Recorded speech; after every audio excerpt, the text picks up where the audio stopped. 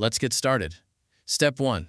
Navigate to the Game Configuration folder first. Open File Explorer. In the left navigation pane, click on this PC. Open the local disk C. Next, open the Users folder. Open your Windows User folder. Now open the App Data folder. If you don't see the App Data folder, click View at the top of File Explorer, select Show, and then enable Hidden Items. Once the App Data folder is visible, open it. Next, open the Local folder, then open the Meteorite folder. Open the Saved folder. After that, open the Config folder. Finally, open the Windows folder. Inside this folder, locate the Game User Settings file. Right-click the Game User Settings file and select Copy. Then right-click inside the same folder and select Paste. A copy of the file will be created. Rename the new file to Engine.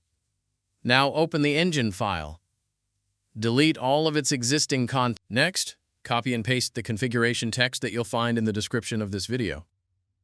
Once you've pasted the text, save the file. Now right-click the Engine file and select Properties. At the bottom of the window, enable the Read-Only option. Click Apply, then click OK. This will help prevent the game from overriding your custom settings. That's all there is to it. After completing these steps, launch Halo Campaign Evolved, and the game should display much sharper visuals with reduced blur, film grain, and chromatic aberration.